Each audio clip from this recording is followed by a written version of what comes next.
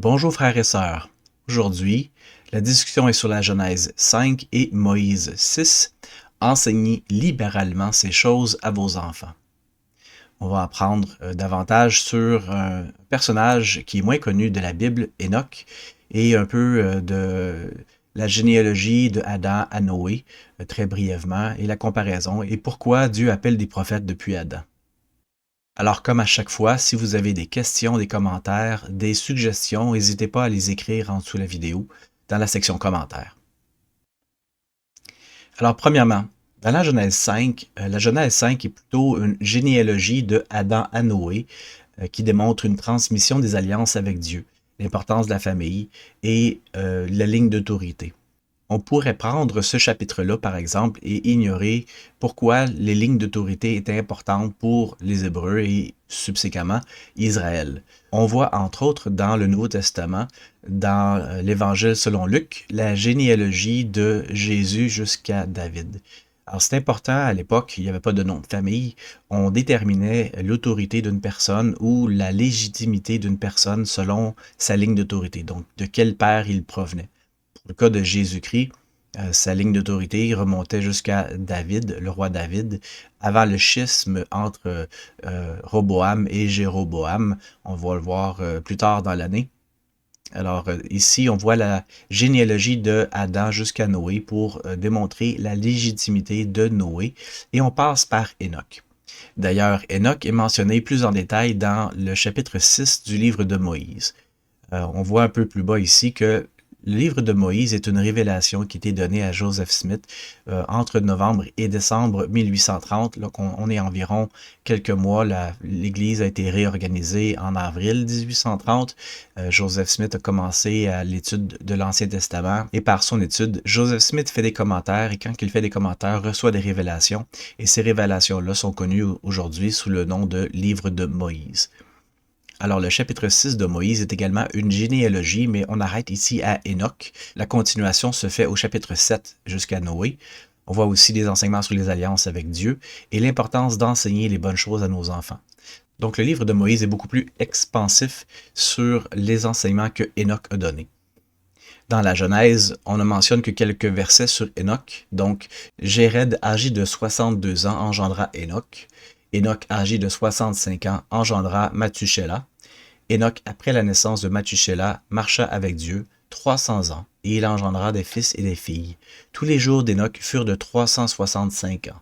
Enoch marcha avec Dieu, puis il ne fut plus parce que Dieu le prit. Avec le peu d'informations qu'on a dans ces versets-là, on peut penser que Enoch est né, après 65 ans, a commencé à avoir des enfants, a marché avec Dieu pendant environ 300 ans, et puis il est décédé. Mais Paul, à l'époque du Nouveau Testament, et un rappel ici que les Juifs avaient beaucoup plus de manuscrits que nous, on a aujourd'hui, nous mentionne que c'est par la foi qu'Enoch fut enlevé pour qu'il ne vit point la mort et qu'il ne parut plus parce que Dieu l'avait enlevé. Alors Paul mentionne ici que Enoch a été transfiguré, il n'a pas vu la mort. Et il ajoute que c'est parce que Enoch avait une grande foi que ces choses-là sont arrivées. Et tout le chapitre de Hébreux 11 parle du sujet de la foi. Donc, si Enoch avait une grande foi au point qu'il a été enlevé et ne pas connaître la mort, on peut se demander qui est Enoch?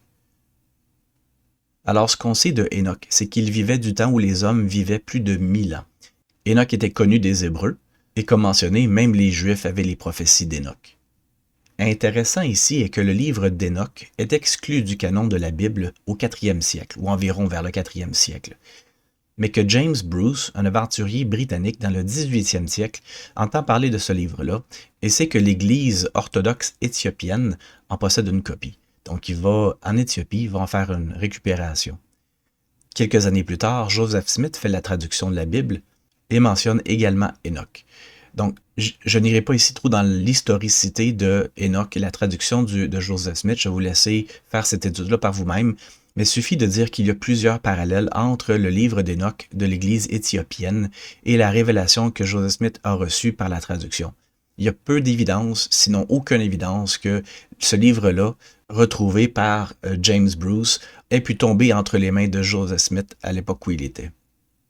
D'ailleurs, au 20e siècle, plus de 100 ans après la traduction de Joseph Smith d'Enoch, On retrouve les écrits de la mer morte et à l'intérieur, d'autres copies du livre d'Enoch et encore plus de chapitres et encore plus de mentions.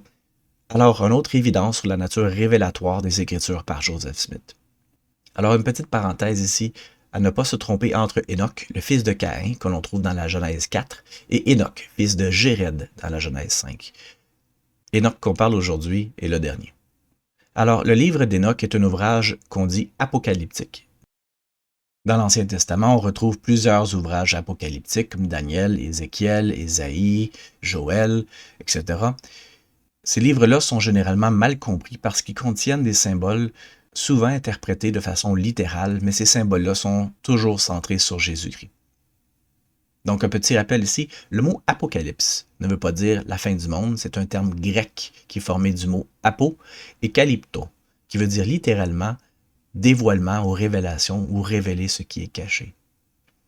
Alors, si le livre d'Enoch est un ouvrage qui est apocalyptique ou un ouvrage révélateur, alors qu'est-ce qu'on peut apprendre sur Jésus-Christ des écrits d'Enoch? Alors, parce qu'il faut se faire un festin des Écritures, premièrement, on va mettre des choses sur la table pour bien préparer cette nourriture-là. Et on va voir trois choses. Premièrement, les prophéties. Et la question que j'ai pour vous est, quel est le rôle premier d'un prophète? Et c'est important de décrire le rôle d'un prophète pour bien comprendre ce que c'est, si on veut être en mesure de mieux le suivre. Donc, la définition d'un prophète, on la retrouve dans les enseignements des prophètes vivants du manuel de l'étudiant, donc la religion 333 de l'Institut. Un prophète est une personne qui est appelée par Dieu et parle pour lui. En tant que messager de Dieu, un prophète reçoit de lui des commandements, des prophéties et des révélations. Il a la responsabilité de faire connaître la volonté et la vraie personnalité de Dieu à l'humanité et de montrer la signification de ses relations avec elle. Le prophète dénonce le péché et en prédit les conséquences. Il prêche la justice. À l'occasion, un prophète peut être inspiré à prédire l'avenir pour le bénéfice de l'humanité. Néanmoins, sa première responsabilité est de rendre témoignage du Christ. Le message des prophètes a toujours été de se repentir et de se retourner vers Christ. Très peu de prophètes ont reçu ce don-là de prédire l'avenir. Quelquefois, c'est arrivé, mais ce n'est pas leur responsabilité première. Un autre terme qu'on voit dans les Écritures pour prophète est celui de voyant. Donc, un voyant est une personne autorisée par Dieu à voir de ses yeux spirituels ce que Dieu a caché au monde. Il est un révélateur et un prophète. Dans le livre de Mormon, Amon enseigne que seul le voyant peut utiliser les interprètes spéciaux, ou l'Urim et le Thummim. Le voyant connaît le passé, le présent et l'avenir. Autrefois, le prophète était souvent appelé voyant. Donc, ce qui est intéressant ici, dans cette définition-là, c'est le mot, la mention de l'Urim et le Thummim. Et une petite parenthèse pour vous. Dans l'Ancien Testament, on mentionne l'Urim et le Thummim également, mais lorsqu'il y a eu l'exil à Babylone, vers 600 ans avant Jésus-Christ, la Bible ne mentionne plus l'Urim et le Thummim. Un autre terme qu'on voit ici est le terme révélateur. En qualité de révélateur, la première présidence et le collège des 12 apôtres font connaître la volonté du Seigneur à l'égard de l'Église et de l'humanité en général. Il révèle sa volonté dans les affaires spirituelles et temporelles, bien que toute chose soit spirituelle pour le Seigneur. Ils enseignent la doctrine, dirigent les collèges de prêtrise, guident les auxiliaires, supervisent la construction des lieux de réunion et des temples. Ils font toutes les autres choses qui sont nécessaires afin que l'Évangile roule jusqu'aux extrémités de la terre, comme la pierre détachée de la montagne, sans le secours d'aucune main, roule jusqu'à remplir toute la terre. Donc, en résumé, aujourd'hui, l'un des rôles de révélateur est de recevoir des instructions pour préparer le monde à recevoir Jésus-Christ. Dans l'Ancien Testament, on voyait ce même rôle pour Moïse de préparer Israël à recevoir les commandements et à vivre de manière acceptable pour Dieu. Dans le Nouveau Testament, on voit également ce rôle de révélateur dans la fonction apostolique des 12 que Jésus-Christ a appelé pour organiser l'Église et s'assurer que l'Évangile se répande sur toute la terre. En résumé, un prophète enseigne des vérités connues. Et le terme prophète signifie simplement messager. Donc un prophète est quelqu'un qui est appelé de Dieu et sa responsabilité est d'annoncer la parole qui a déjà été annoncée. Un rappel en quelque sorte de se repentir et de se tourner vers Jésus-Christ. Le rôle de voyant, lui, est un percepteur de vérités cachées. Son rôle est de voir ce qui n'est pas là. Et son don inclut de connaître les vérités qui sont autant passées, présentes que futures. Et finalement, le rôle de révélateur est un porteur de vérités nouvelles. Alors en tant que voyant et prophète, le révélateur a non seulement la responsabilité d'organiser l'Église, mais également de révéler des nouvelles vérités pour nous faire avancer en vue de recevoir notre Sauveur. Alors en d'autres termes, s'il y a plusieurs prophètes, seulement lorsqu'il y a des voyants et des révélateurs qu'on peut avoir d'autres Écritures. Et en réalité, c'est ce qu'on voit dans les Écritures, dans l'Ancien Testament, dans le Nouveau Testament, dans le Livre de Mormon, et également aujourd'hui dans notre ère moderne avec Joseph Smith et les prophètes modernes qui l'ont suivi. Parlant d'Écriture, on arrive au point 2, qui sont les Écritures. Robert J. Matthews a enseigné « Le but principal des Écritures est d'enseigner la parole de Jésus-Christ. Jésus-Christ lui-même citait fréquemment les Écritures, notamment de nombreux passages d'Ésaïe, des psaumes et de Deutéronome. Les Écritures sont importantes pour nous car elles révèlent le plan de salut. Mais toutes les Écritures ne sont pas faciles à comprendre. Néphi expliqua que beaucoup de ses disciples avaient du mal à comprendre Isaïe, car ils ne lisaient pas avec l'esprit de prophétie et ne comprenaient pas la manière d'écrire des Juifs. Lire les Écritures ne fait pas d'un homme un prophète, mais un prophète crée les Écritures en parlant sous l'inspiration du Saint-Esprit. Les Écritures écrites, bien que essentielles, sont insuffisantes sans un oracle vivant, un homme détenant la prêtrise, un prophète vivant. Les Juifs pensaient pouvoir obtenir la vie éternelle grâce aux Écritures, mais Jésus leur dit que s'ils examinaient les écrits en lesquels ils avaient tant confiance, ils découvriraient qu'ils témoignaient de lui. Il était l'oracle vivant, le prophète, l'homme ayant l'autorité pour accomplir les ordonnances, et par conséquent, à moins qu'ils ne viennent à lui, ils ne pouvaient avoir la vie éternelle, même avec toutes les Écritures. Donc, en d'autres termes, ce que l'on apprend ici, c'est que même si les Écritures contiennent des choses qui sont historiques, leur but premier est de pointer vers la source de vérité, c'est-à-dire Jésus-Christ. Le but des Écritures n'est pas de prouver leur propre historicité pour plusieurs points. Par exemple, l'Ancien Testament contient plusieurs livres dont l'auteur est largement inconnu. Plusieurs livres ont été composés aussi par plusieurs auteurs.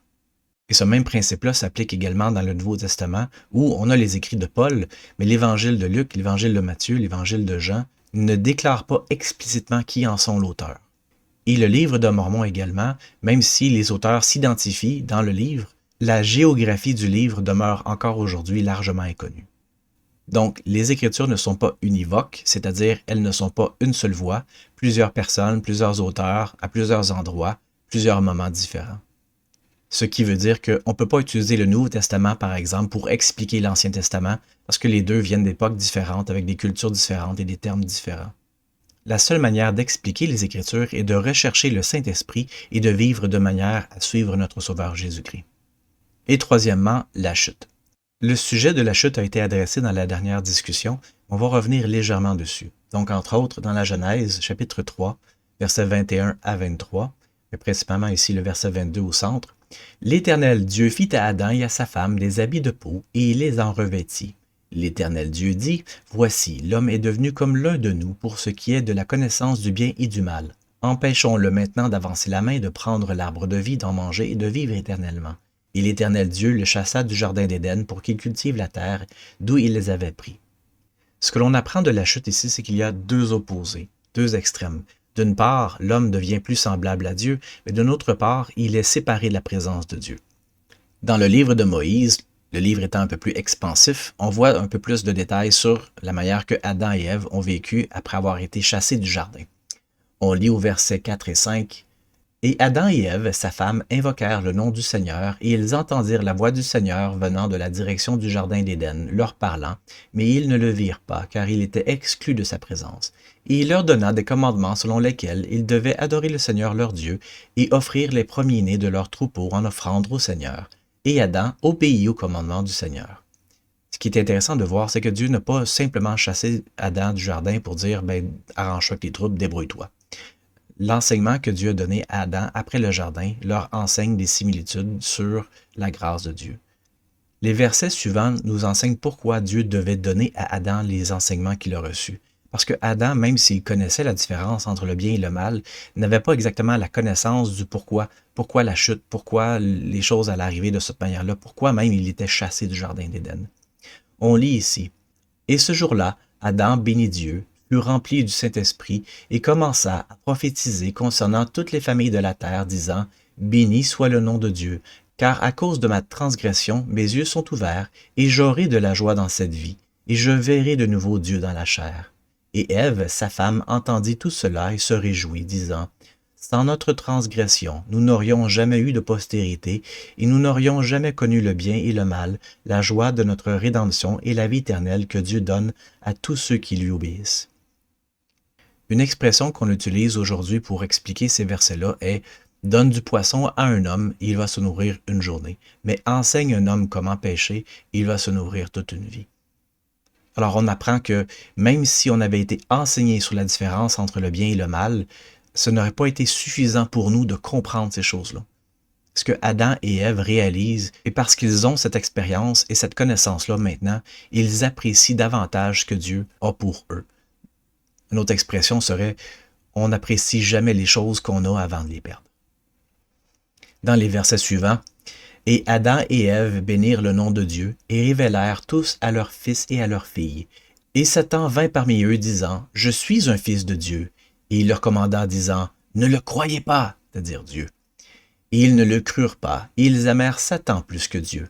Et les hommes commencèrent dès lors à être charnels, sensuels et diaboliques. Et le Seigneur appela les hommes de partout par le Saint-Esprit et leur commanda de se repentir. Pour amener un parallèle encore entre la Genèse et Moïse, on voit que la Genèse passe rapidement entre Adam et Noé, que dès l'époque de Noé, les gens sont méchants et très corrompus.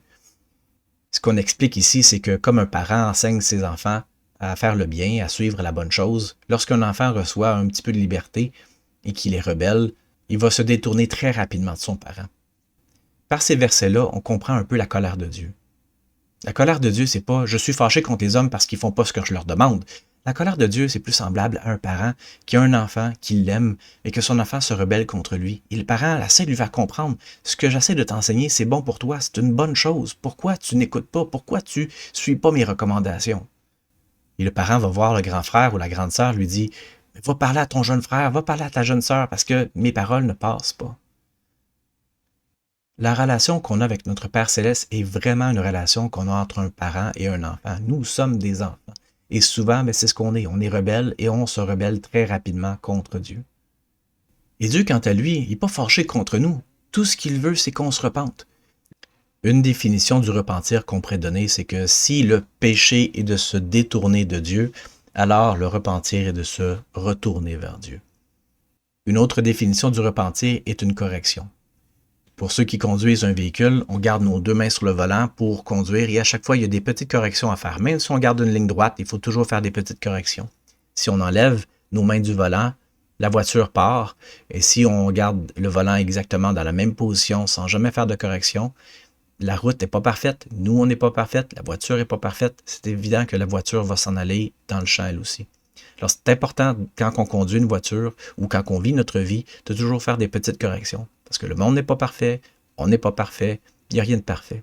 Alors, il faut constamment être attentif à faire des petites corrections dans notre vie pour nous réorienter dans la bonne direction vers Dieu. Alors, ces trois choses établies-là, on passe maintenant aux prophéties d'Hénoch. Premièrement, l'appel. Dans Moïse 6, versets 27 et 28, on lit « Et il entendit une voix du ciel dire, « Hénoch, mon fils, prophétise à ce peuple et dis-lui, « Repens-toi, car ainsi dit le Seigneur, je suis irrité contre ce peuple, et ma colère ardente est allumée contre lui. Car son cœur s'est endurci, ses oreilles sont sourdes et ses yeux ne peuvent voir loin. Au cours de ces nombreuses générations, depuis le jour même où je l'ai créé, il a quitté la route, m'a renié et ne s'est fié qu'à sa propre sagesse dans les ténèbres. Et dans ses abominations, il a imaginé le meurtre et n'a pas gardé les commandements que j'ai donnés à son père Adam. » Alors, dans ces versets-là, on mentionne plusieurs choses. Premièrement, le parallèle entre le repentir et quitter la route. Il n'y a peut-être pas de voiture dans l'Ancien Testament, il n'y a peut-être pas de voiture dans le temps d'Hénoch, mais on peut l'appliquer également à marcher. Si on essaie de marcher en ligne droite et qu'on ne regarde pas où on va, ou on ne regarde pas d'où on vient, alors il est facile de ne pas marcher en ligne droite et évidemment de se perdre. On voit aussi que le cœur du peuple s'est endurci, que ses oreilles sont devenues sourdes et que ses yeux ne peuvent pas voir loin. Et on va voir un peu plus dans les détails qu'est-ce que c'est à propos des yeux et des oreilles, en relation avec les prophètes. Et le Seigneur parla à Hénoch et lui dit, « Oins-toi les yeux d'argile et lave-les, et tu verras. » Et il le fit. Et il vit les esprits que Dieu avait créés, et il vit aussi des choses qui n'étaient pas visibles à l'œil naturel. Et c'est à partir de ce moment-là que le bruit se répandit dans le pays. Le Seigneur a suscité un voyant à son peuple. Et il arriva qu'Enoch alla dans le pays, parmi le peuple, se tenant sur les collines et les hauts lieux, et cria d'une voix forte, témoignant contre leurs œuvres. Et tous les hommes furent offensés à cause de lui. Se oindre les yeux d'argile est un peu une référence à ce que Jésus-Christ a fait à l'aveugle pour qu'il puisse regagner la vue, et a un symbolisme intéressant. Entre autres, l'argile est utilisée dans la parabole du potier, où Dieu nous forme à son image, et on se oint les yeux de cette argile-là pour les refaçonner, changer notre attitude ou changer notre perspective. Ce que Dieu est en train d'enseigner à Enoch, c'est de lui dire « Change ton regard, change ton attitude, élève-toi ». Cette expression-là, on l'utilise plus tard dans les Écritures, comme les prophètes s'élèvent au-dessus d'une montagne, s'élèvent au-dessus du monde. Se oindre les yeux d'argile ou de changer la manière qu'on voit le monde est un peu en similitude à ces choses-là. On se détache du monde pour se tourner vers Dieu. On se consacre au Seigneur. Et la même chose s'applique pour nous aujourd'hui.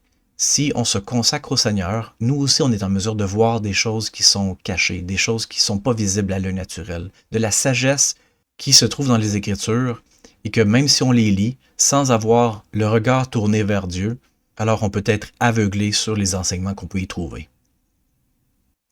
Troisièmement, lorsque Enoch révèle la méchanceté au peuple, le peuple s'offense.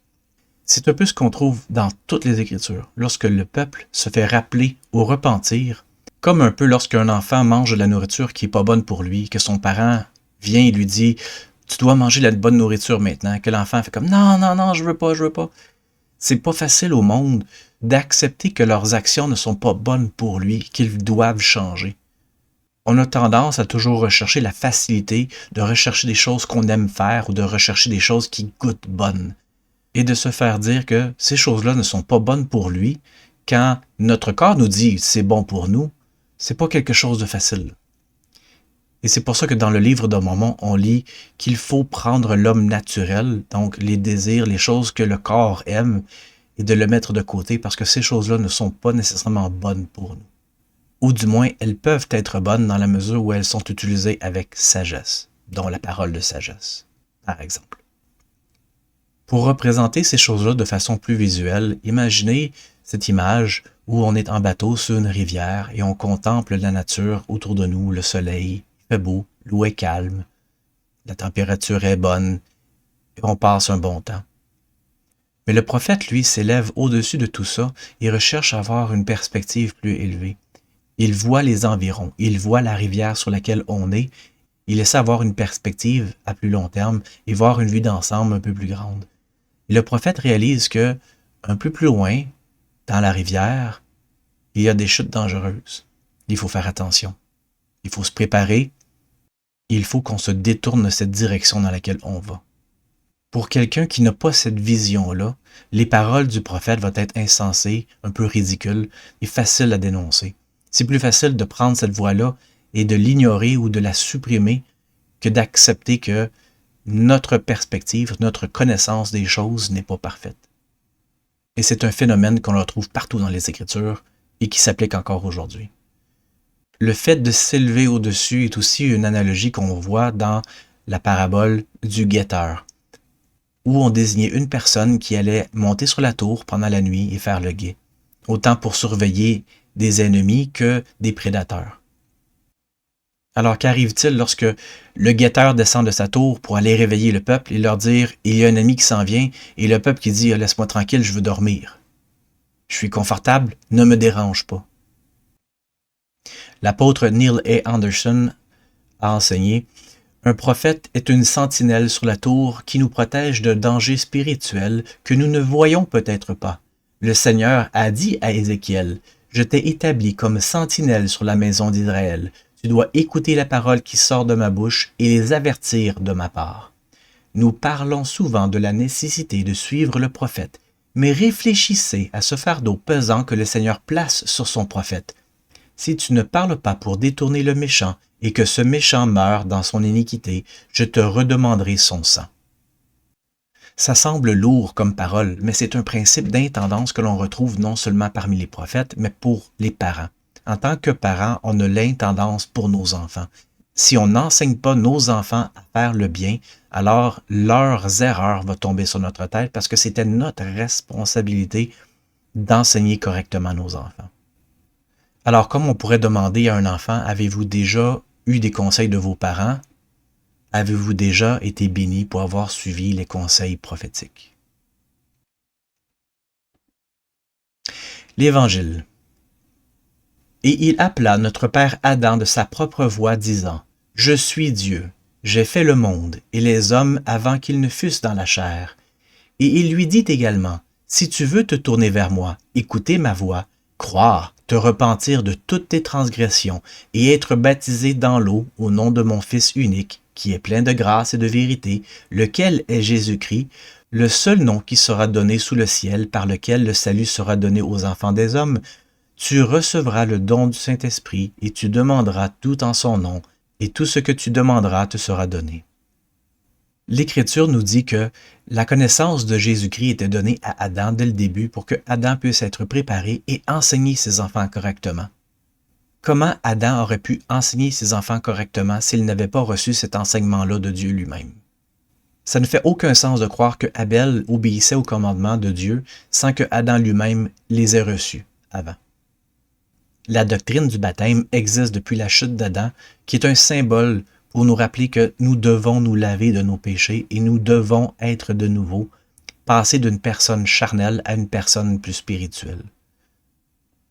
Et après avoir reçu ces enseignements-là et cette connaissance-là, et notre père Adam parla au Seigneur et dit, « Pourquoi faut-il que les hommes se repentent et soient baptisés d'eau? » Et le Seigneur dit à Adam, « Voici, je t'ai pardonné ta transgression dans le jardin d'Éden. » C'est de là que le bruit se répandit parmi le peuple que le Fils de Dieu a expié la faute originelle, à la suite de quoi les péchés des parents ne peuvent tomber sur la tête des enfants, car ils sont purs dès la fondation du monde. Et le Seigneur parla à Adam, disant, « Étant donné que tes enfants sont conçus dans le péché, lorsqu'ils commencent à grandir, le péché est conçu dans leur cœur, et ils goûtent à l'amer afin d'apprendre à apprécier le bien. » Il y a trois choses ici à comprendre. Premièrement, on va éliminer, étant donné que tes enfants sont conçus dans le péché, on ne parle pas ici d'un péché originel. On ne parle pas ici d'une faute qui est transmise du parent à l'enfant. On parle ici que les enfants sont nés dans un monde où il y a du péché. Quand les enfants grandissent, ils grandissent dans un environnement où ils sont portés à faire des choix qui ne sont pas alignés avec ce qui est bon pour eux. Et c'est pour ça que le verset continue, « Lorsqu'ils commencent à grandir, alors le péché est conçu dans leur cœur. » Alors, parce que les enfants sont purs dès la fondation du monde, mais que leur cœur se porte vers le péché quand ils grandissent, le baptême est un choix qu'ils doivent prendre pour démontrer à Dieu qu'ils font le choix conscient de s'engager sur l'alliance et qu'ils naissent de nouveau. Ils font le choix, nous devons faire un choix de naître de nouveau. Ce n'est pas le baptême qui nous lave de nos péchés.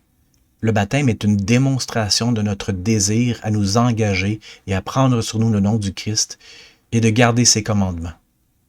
Et on va y revenir dans quelques minutes.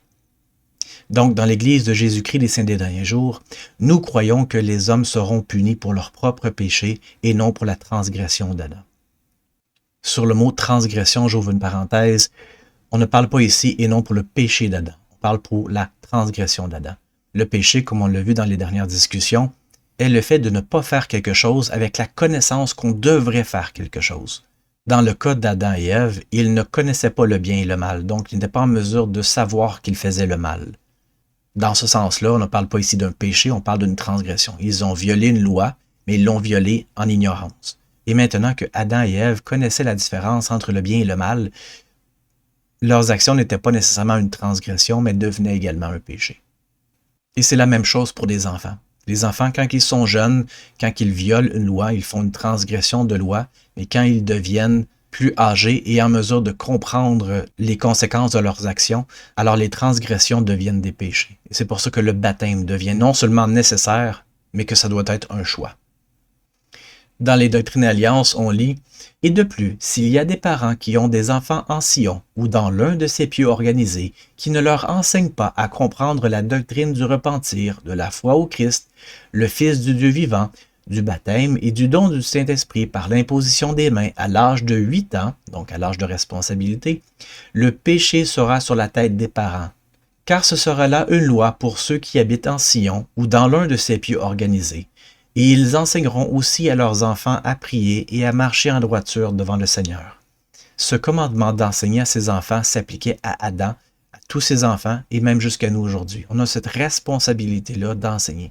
Et c'est pour ça que Adam a reçu toute cette connaissance-là, pour qu'il puisse être en mesure de garder le commandement, d'enseigner ces choses-là à ses enfants, sinon la conséquence de leurs actions tomberait sur leur tête. Et par extension, ça s'applique également à Dieu. La responsabilité de Dieu est de nous enseigner. Et c'est pour ça que les prophètes sont constamment envoyés pour nous enseigner, pour nous rappeler. Dieu ne s'exempte pas de ses propres commandements. Si on retourne à Moïse 6, au chapitre 59 et 60, on lit que c'est en raison de la transgression que se produit la chute, laquelle chute apporte la mort, et, étant donné que vous êtes nés dans le monde par l'eau, le sang et l'esprit que j'ai fait, et qu'ainsi de la poussière est sortie une âme vivante, de même vous devez naître de nouveau et de l'esprit, dans le royaume des cieux, et d'être purifiés par le sang de mon Fils unique, afin d'être sanctifiés de tout péché et de jouir des paroles de la vie éternelle dans ce monde et de la vie éternelle dans le monde à venir, la gloire immortelle. Car par l'eau vous gardez le commandement, par l'esprit vous êtes justifiés et par le sang vous êtes sanctifiés. Est-ce que vous remarquez ici le parallèle qu'il y a entre une naissance physique et une naissance spirituelle? La naissance physique d'un enfant, c'est pas quelque chose de facile, et les mères vont pouvoir en témoigner. Et c'est pour ça que Ève a reçu dans le jardin l'enseignement que les naissances allaient être quelque chose de difficile. La naissance inclut de l'eau, il y a le placenta, l'enfant naît dans de l'eau, il y a du sang, la mère dans la majorité des cas va saigner, et un esprit, notre esprit, est placé dans le corps de l'enfant. De la même manière, il doit y avoir une naissance spirituelle, une naissance d'eau, le sang provient du sang de notre Sauveur Jésus-Christ, et l'esprit vient du don du Saint-Esprit qui est placé en nous. Alors on voit ici que les principes physiques et les principes spirituels ont une relation étroitement liée et un symbolisme absolument profond. La femme, dans ce sens, ou même la maternité, joue un rôle premier dans la création parce qu'elle représente en partie le sacrifice expiatoire de Jésus-Christ.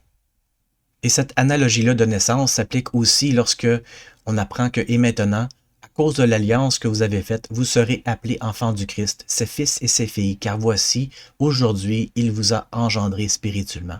De la même manière que un père et une mère biologiques, nous, on engendre des enfants qui sont physiques, on les appelle enfants, ils nous appellent père ou mère. Lorsqu'on est spirituellement, on devient également engendré spirituellement, ayant les mêmes caractéristiques d'une naissance. Le message de l'Évangile est et a toujours été une question de nous ramener à la présence de Dieu, de faire de nous, par choix, des enfants de Dieu. Et les enseignements d'Enoch pour nous aujourd'hui nous témoignent de la nécessité que non seulement on doit faire des bons choix, mais que ces bons choix-là doivent être enseignés à nos enfants et que toutes ces choses-là sont par commandement. Alors, en conclusion, Dieter F. Uchtdorf a enseigné « Dieu a confié aux parents le devoir sacré d'élever leurs enfants dans l'amour et la droiture, de subvenir à leurs besoins physiques et spirituels et de leur apprendre à observer les commandements de Dieu. C'est suffisant pour maintenir même les meilleurs parents éveillés la nuit. Acceptez ce privilège et cette responsabilité courageusement et joyeusement. Ne déléguez cette source de bénédiction céleste à personne.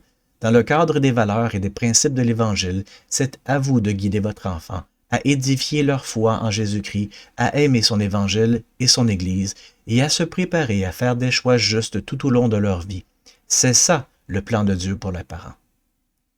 Alors je veux m'adresser quelques instants aux gens qui n'ont pas le privilège d'être parents pour peu importe la situation. Le verset ici est un idéal, s'adresse à la majorité des gens. Mais c'est pas parce que certains n'ont pas d'enfants qu'ils ne peuvent pas avoir l'opportunité d'enseigner comme un parent pourrait le faire. J'ai rencontré un ami il y a quelques semaines qui m'expliquait que pour lui, l'âge d'avoir des enfants était passé, que physiquement c'était devenu impossible pour lui d'avoir des enfants et qu'il regrettait de ne pas avoir eu d'enfants plus tôt. Mais que, par ses occupations, c'est un musicien, il a l'opportunité d'enseigner des jeunes qui apprennent la musique.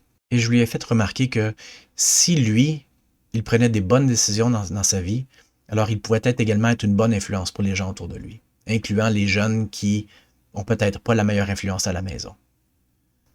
Je parle aussi aux parents que pour différentes circonstances, leurs enfants ne sont pas avec eux. Je parlais à une mère il y a quelques années qui m'expliquait que son jeune s'était rebellé et avait quitté la maison familiale et ne voulait plus lui parler. Et elle me demandait qu'est-ce que je peux faire. Et j'ai fait une prière sincère dans mon cœur pour savoir ce que le Seigneur avait pour elle. Et le Saint-Esprit m'a témoigné de lui dire ces choses-là. Que, en tant que mère, son devoir maintenant était la meilleure mère qu'elle pouvait être. Et que si elle faisait toutes ces choses-là, si elle était la meilleure mère qu'elle pouvait être, alors son enfant allait revenir un jour, que c'était une promesse. Le message de l'Évangile est que nous sommes des familles, que nous pouvons être scellés de façon éternellement. Que ce soit ici maintenant ou que ce soit plus tard, le but de l'Évangile est que les familles soient scellées. Et si les circonstances actuelles nous empêchent d'avoir ces bénédictions-là, notre devoir est de faire des bons choix, d'être des bonnes personnes, de garder les commandements, de vivre de manière à être en mesure de recevoir toutes les bénédictions que Dieu en réserve pour nous. Et que cette alliance-là et cet engagement-là vient avec une promesse, que nous allons être scellés à lui et à ceux que l'on aime. Et sur ces paroles, je vous témoigne, frères et sœurs, que les enseignements que l'on trouve dans les Écritures, et plus spécifiquement dans les chapitres qu'on vient de lire, auront une application très profonde pour nous aujourd'hui. Je vous témoigne de l'importance des prophètes, je vous témoigne de l'importance des Écritures et je vous témoigne de l'importance de suivre les commandements et de nous souvenir que le repentir est de faire des corrections dans notre vie constamment. Frères et sœurs, par le pouvoir du Saint-Esprit, nous pouvons connaître la vérité de toutes choses. Alors, bonne lecture, bonne étude, bonne semaine et que Dieu vous bénisse.